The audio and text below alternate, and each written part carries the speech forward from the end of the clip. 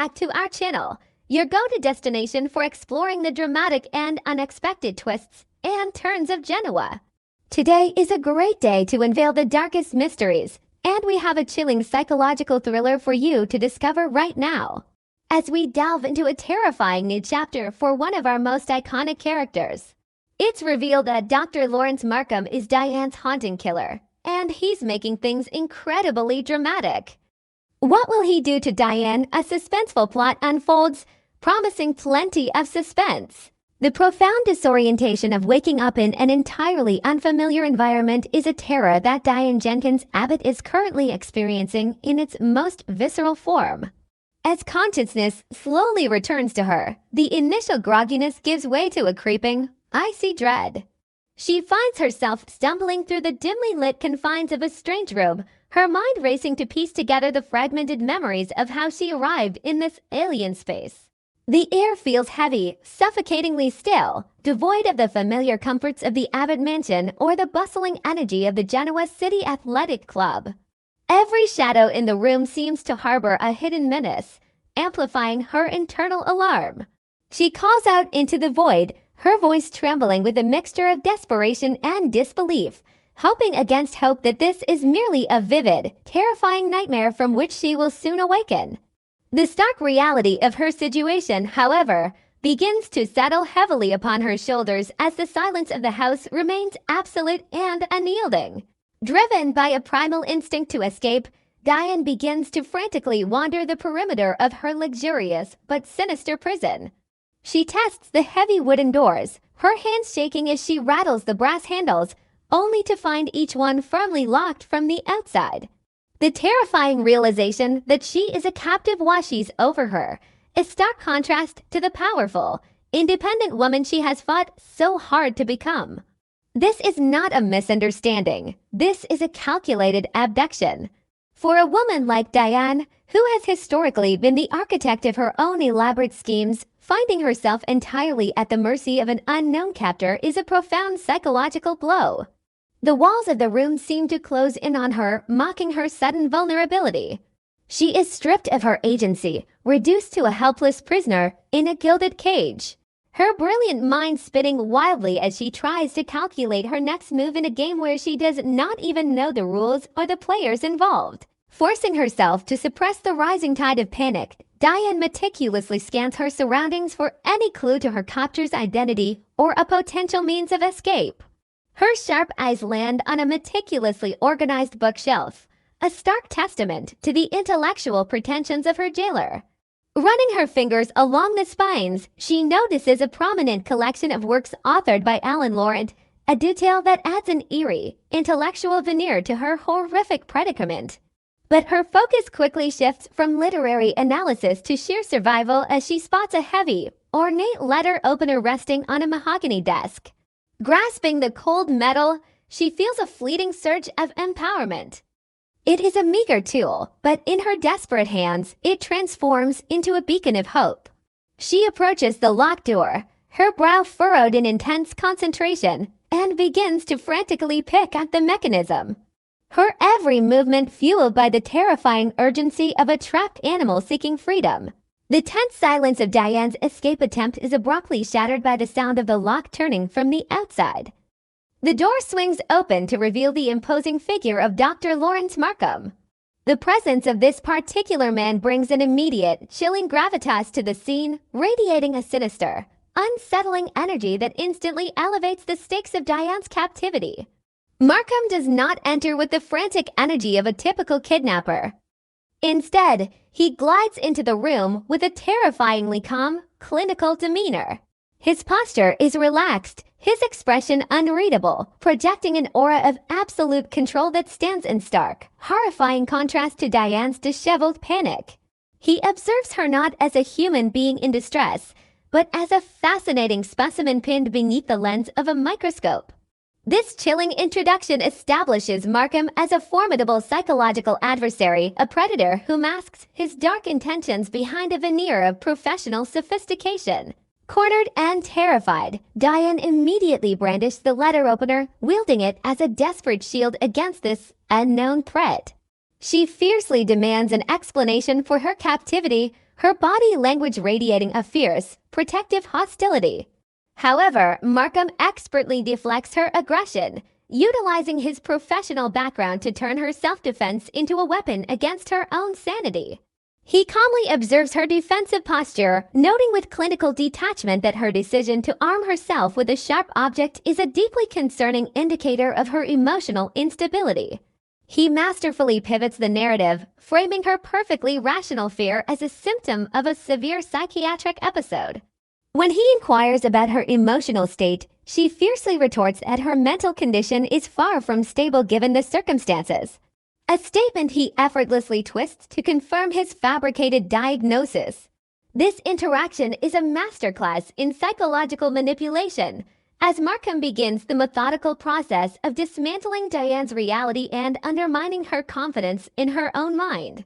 The true horror of Diane's situation is fully unveiled when Markham formally introduces himself as a psychiatrist and reveals the nature of her prison. He chillingly informs her that she is not in a hospital or a secure medical facility, but rather locked inside his own private residence. This revelation strikes Diane with the force of a physical blow. The clinical safeguards, the medical oversight, the presence of other staff, all the protective measures of a legitimate psychiatric institution are entirely absent. She is completely isolated, entirely dependent on the whims of a man who has already demonstrated a terrifying capacity for manipulation. Markham casually explains that he is currently observing her to assess her condition and determine the appropriate next steps for her care.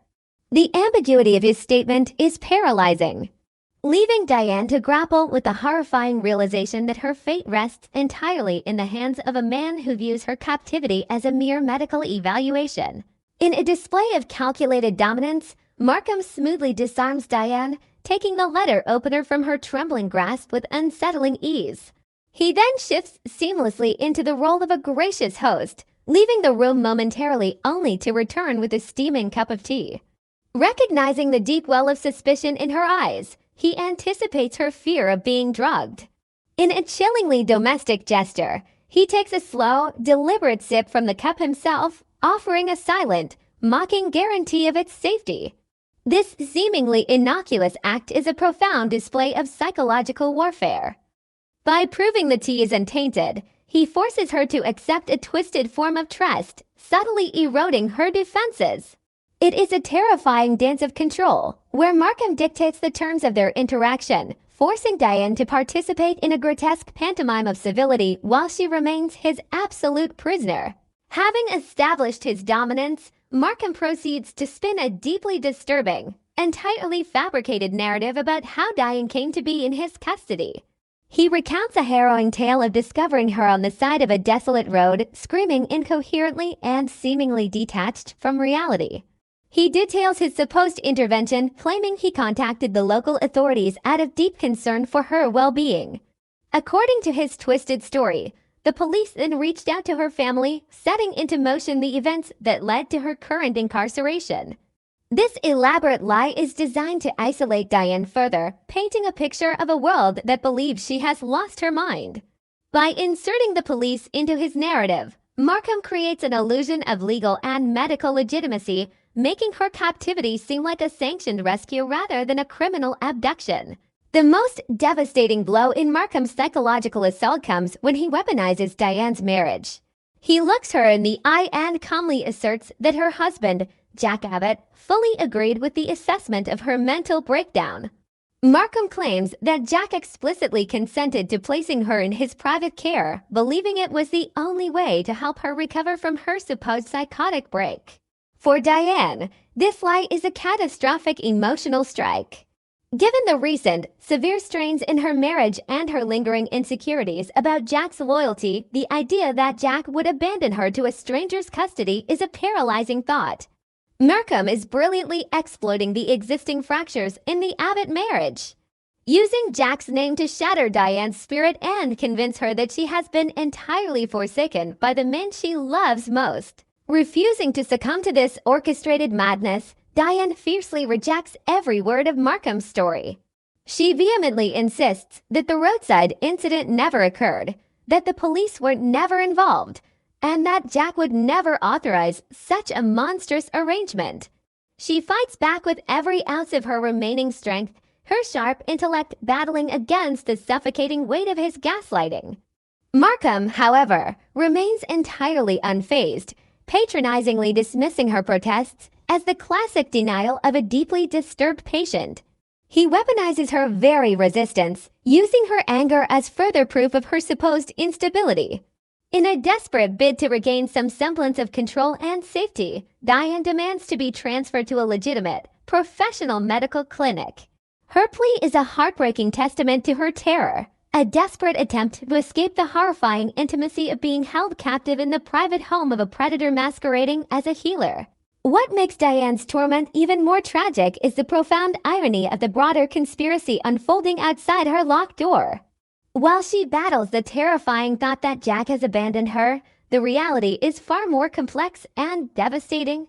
Jack Abbott is currently enduring his own psychological hell, being ruthlessly extorted by the deeply disturbed Patty Williams. Patty, working in a sinister alliance with Markham, has fed Jack the exact same fabricated story about Diane's mental collapse. To protect the wife he desperately loves, Jack is being forced to sacrifice his dignity and fake a romantic reconciliation with Patty, his historical abuser. Diane is fighting for her sanity in total isolation, completely unaware that her husband is enduring a parallel nightmare. Trapped in a web of blackmail designed to keep them separated and entirely at the mercy of this monstrous duo. Watching this storyline unfold evokes a visceral, deeply unsettling reaction within us here at the channel. We are absolutely captivated, yet fundamentally outraged by the suffocating execution of the classic trope where nobody believes the woman. It is a narrative device that taps into a primal, universal fear, the terror of losing one's autonomy and having one's reality systematically dismantled by a malevolent authority figure.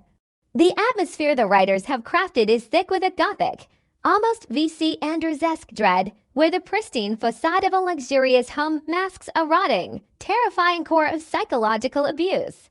We feel a genuine, profound empathy for Diane as she navigates this labyrinth of gaslighting.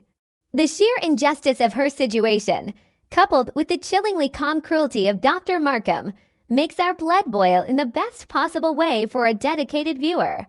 It is a storyline that demands our absolute attention, leaving us emotionally drained yet desperate to see how this brilliant, resilient woman will fight her way out of the darkness. As the heavy wooden door clicks shut once more, locking Diane inside her luxurious nightmare, the true gravity of her situation settles like a suffocating shroud. She is a woman who has survived the most vicious corporate and personal wars Genoa City has ever seen, but she has never faced an adversary quite like Dr. Lawrence Markham. He is methodically dismantling her reality brick by psychological brick, leaving her isolated in a terrifying world of his own making. With Jack manipulated into silence and her own mind being weaponized against her, Diane's path to freedom seems impossibly narrow. Will her legendary cunning be enough to outsmart a man who holds the keys to both her physical and mental prison? Or will the crushing weight of Markham's gaslighting finally break the unbreakable Diane Jenkins Abbott?